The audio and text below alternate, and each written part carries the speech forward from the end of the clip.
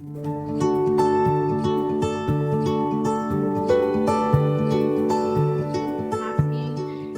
now I have the honor to jump in and introduce our first presenter, and that is Gabrielle Simmons with GQ United Investments. She's going to go off of mute and take it away with her 6 minutes whenever you're ready. First of all, I want to say hello.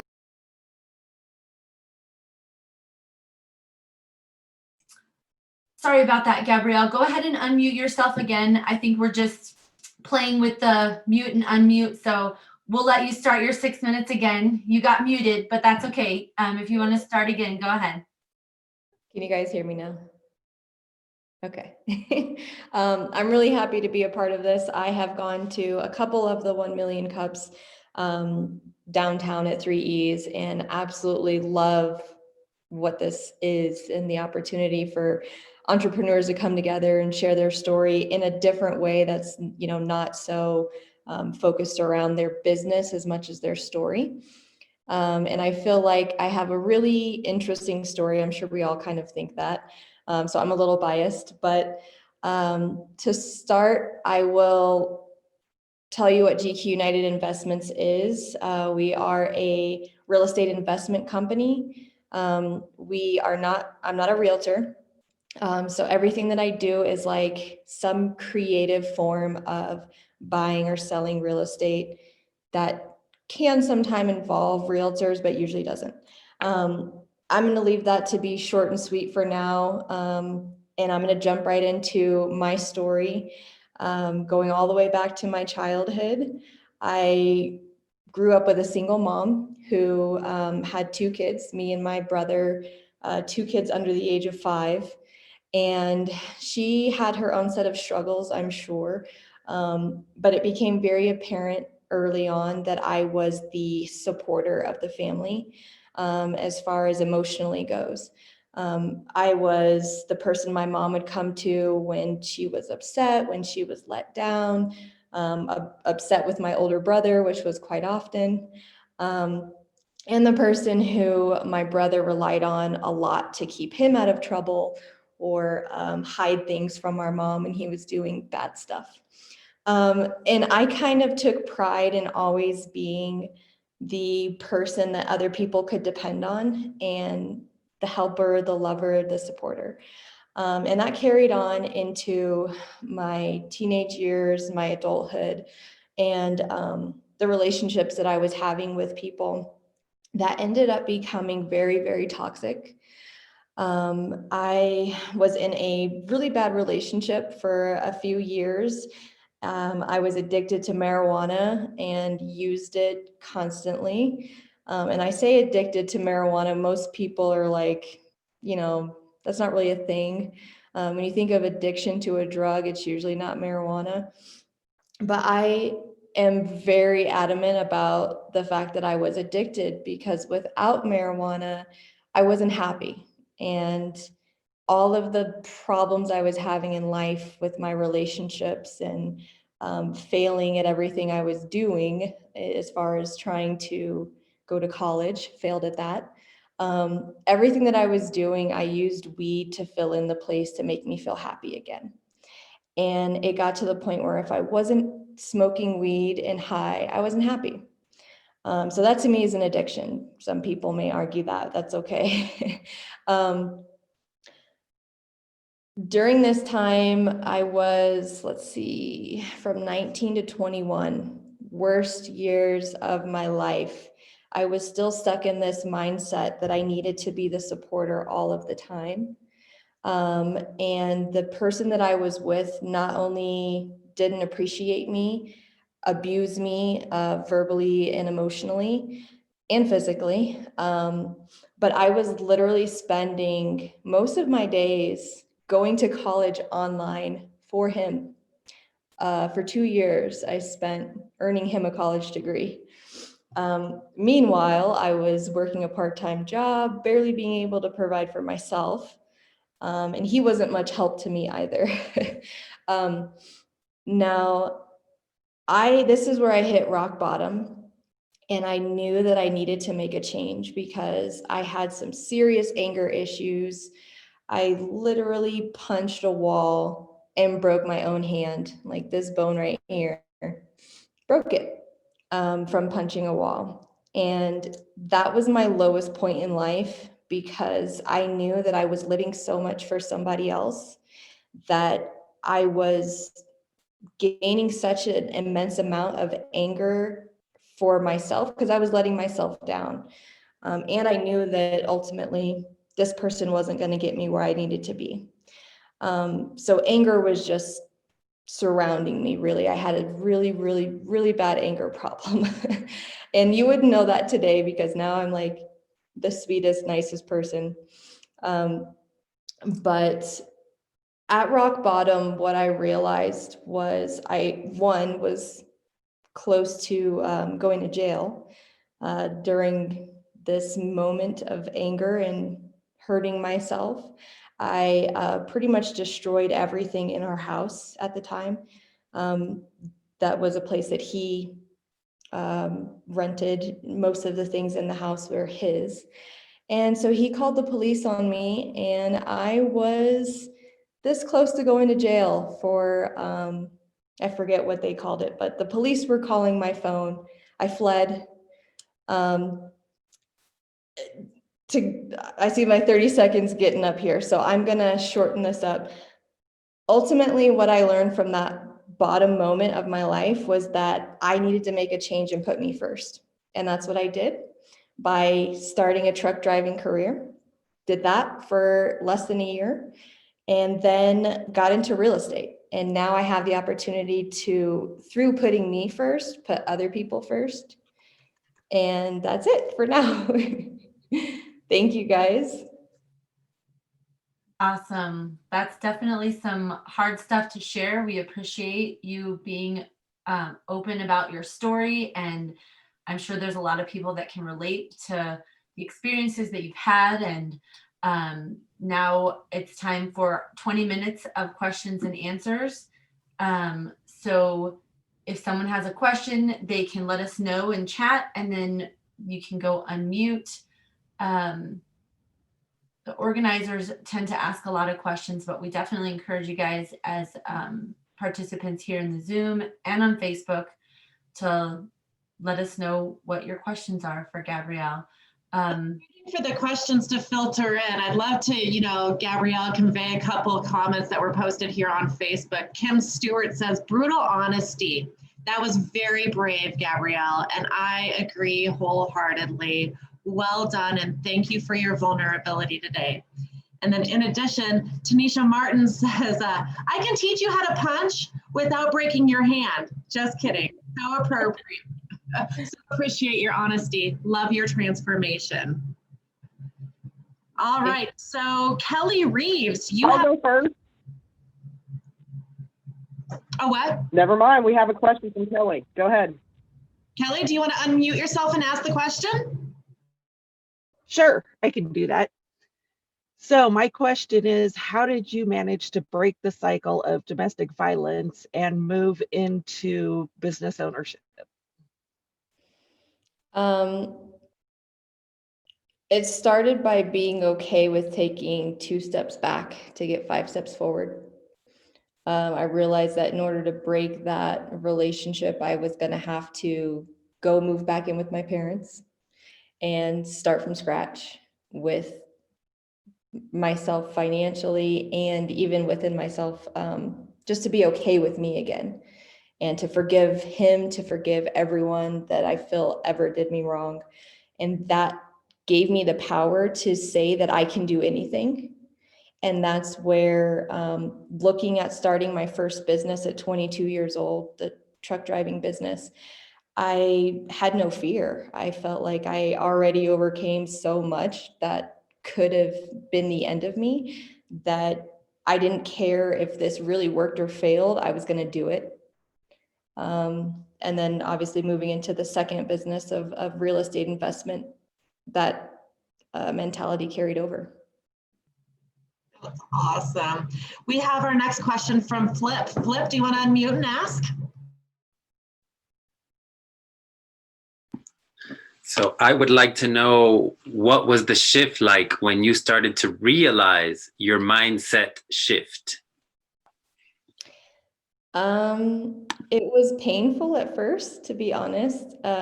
It started with a lot of meditation, and in those moments of just silence and trying to understand myself and my own emotions, that shift looked like a lot of tears, a lot of crying, a lot of it almost felt like physical heartbreak, even like I could feel physically in my chest like something changing that felt similar to heartbreak. But now I realize that it was more of like the shell coming open, and it was uncomfortable. For months I'm a very social person, and for months I didn't even like leave my room. I just would sit and meditate and focus on what I really wanted for my life going forward. And it was hard. Thank you for sharing. No problem. Next up, we've got a Facebook question. Brandy, do you want to unmute and ask that question? Yes. So Gabrielle, what area of real estate do you specialize in, and what is your favorite part about the field? I specialize in single family residences, and my favorite part is helping people. I had a short time to present there, but the overall story is that I went from being the supporter of everybody to the supporter of only me and saying, screw everybody, to realizing that I could be in a business where I can help everybody. And so that's what I get to do now through this investing, is help people who are in some of the worst situations: foreclosure, bankruptcy, something happened in the family, they need to move like yesterday, they need their money. I really just enjoy being able to help people through what I do now. That's outstanding. Sarah, you've got a question. Do you want to unmute? Hi there, my name is Sarah Groh. I am really thankful for your story today, Gabrielle. I really appreciate that. If something's taught me during this pandemic, it's exactly what you're doing, being aware, or what you've done, or what you continue to do, what you've done, and be aware of putting yourself first. I was willing to skip. I just want to hear more about going from that transition, being aware, into why choosing the field that you did. The transition from, it kind of just stumbled into my lap, really, or I stumbled into real estate.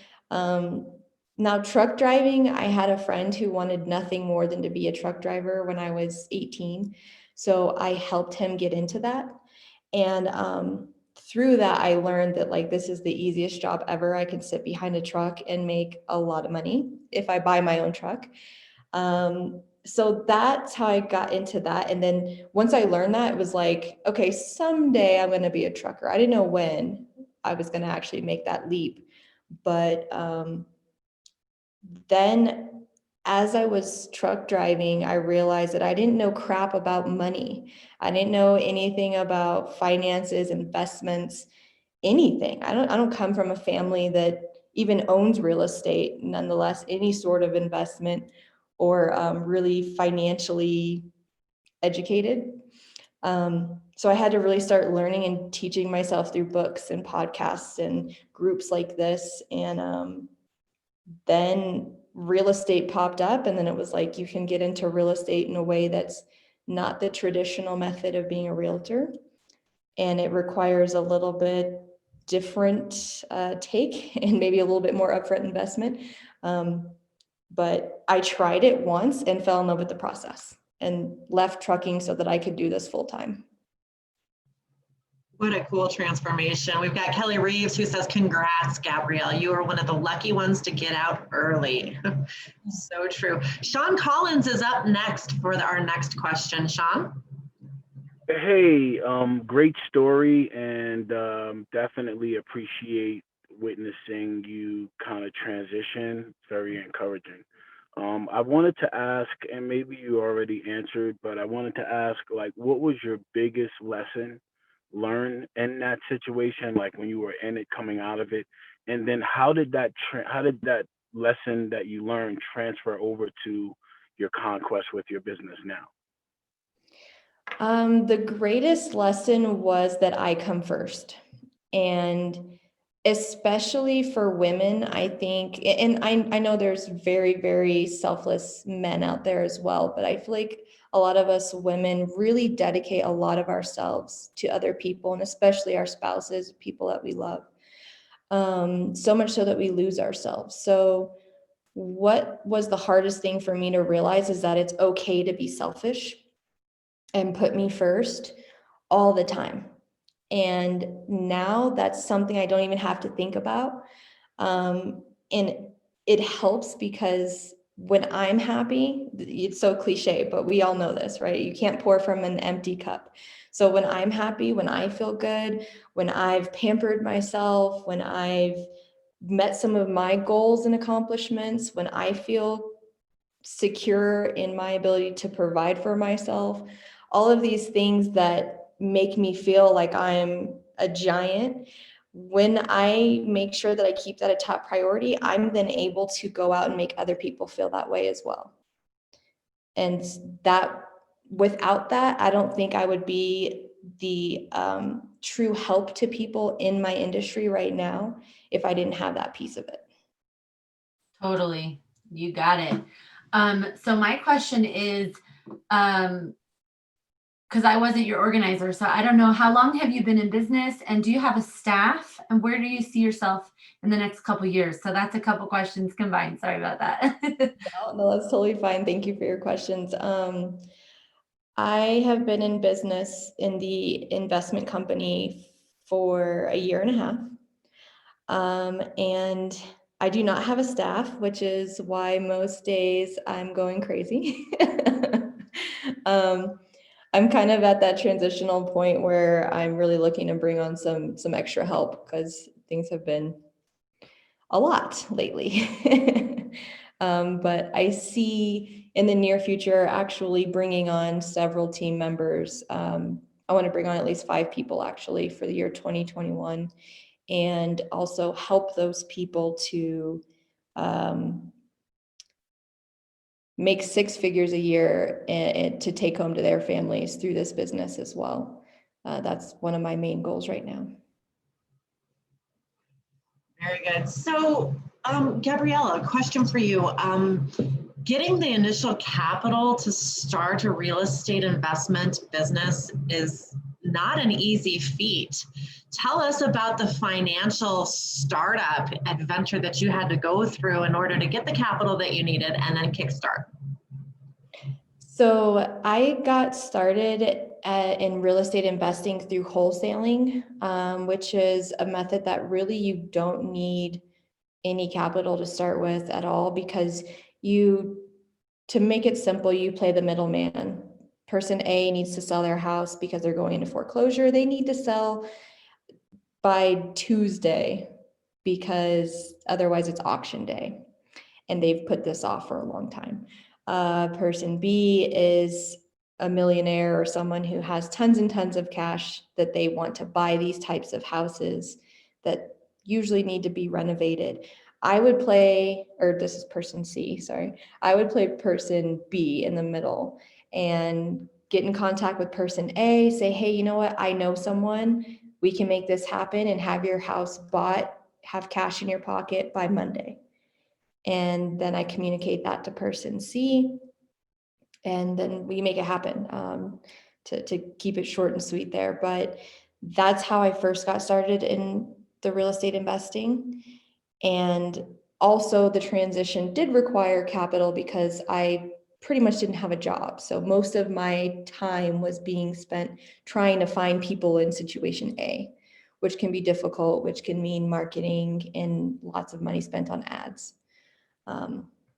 But I had that money from the trucking business. As I continued wholesaling, I gained more capital, and have been able to get into buying rental property, getting another partner who we actually fix and flip lots of properties every month. Most of it is a syndication. It's mostly about finding the people who have the money, finding the people who have the resources that I don't. Very good. We've got Robert. Robert, do you want to unmute? Yeah, so Gabrielle, I mean, awesome. Thank you for sharing your story. You touched on it a little bit there, but you started off in wholesaling. You're in flip and rentals, like syndication. What's the main focus for you right now? Is it the syndication, or what other areas are you focused in real estate investing? The main focus right now is primarily wholesaling. So with my partner in the fix and flip business, I manage all of the acquisitions. So 9 to 10 hours of my everyday is spent looking for properties, getting properties under contract, so on and so forth. And then really the back end of that, though, is to support my goal of 40 rental properties within the next 3.5 years. Awesome. Since you mentioned a partner, I'm always curious, who are you already partnered with, or are you looking for some other partners that will help your business that also helps others as well? My current partner, his name is Donnie Coram. He is pretty well known in the real estate community. He's been an agent for I don't know, maybe 16 or 18 years, a long time. He's no longer acting as a real estate agent. He manages and runs the investment firm that's based out of Denver. So he's my main partner, and most of everything that I do is with him. We are always looking for more partners. Actually, today I'm meeting with one of my newest partners who is also based out of Denver, but is going to be focusing more on the wholesaling side and getting out there in front of people who need us, who are in these bad situations. Bring in more people like that who are willing to get out there in the field and do the marketing and the ads and stuff to let people know that we're here and happy to help. So I'm going to take this question, Gabrielle. You talk about self-learning. What were some of the books or podcasts that really helped you understand finances, financial setting that, and giving yourself that leg up when it comes to money? You would ask the question about books. The main books that really helped me, books and podcasts, were everything by Bigger Pockets. Bigger Pockets is like a real estate investor's platform. Whether you're a newbie investor or a seasoned investor, they also have a platform for just business in general. I've read probably 8 of their books and reread them and listened to hundreds of hours of podcasts. That really was the main, and continues to be one of the main resources that helped me learn about real estate investing.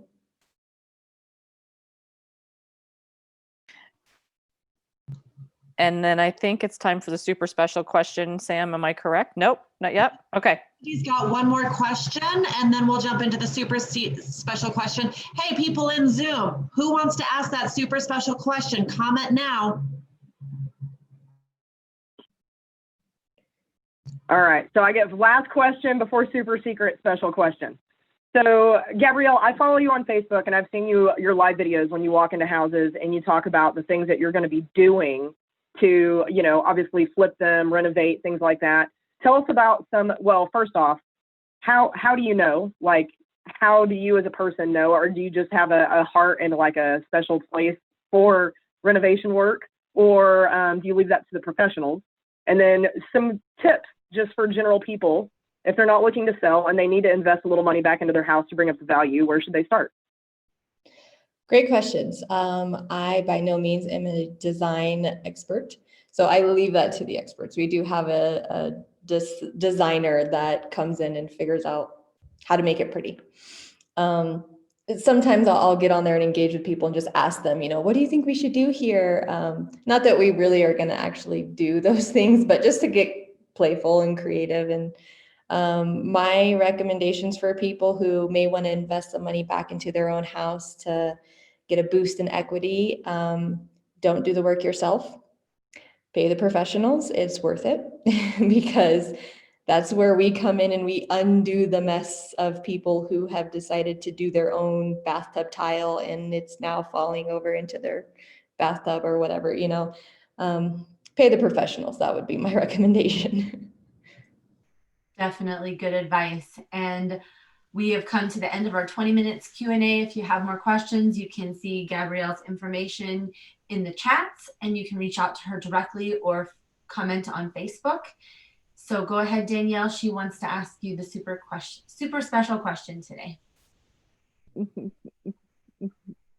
Gabrielle, what can we as the Colorado Springs business community do to support you in your business endeavors?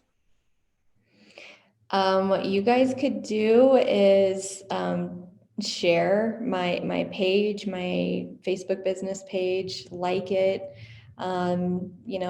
Engagement is always excellent. If you ever see me on Facebook and videos going live talking about my properties or ways that we've recently helped people, sharing those things, spreading the word, and of course within your own lives, your friends, family, it spreads pretty far, but you never know who might need the services of someone like me, who might be in a difficult situation. Just sharing my information really, I think, is the best way that you guys could help me out.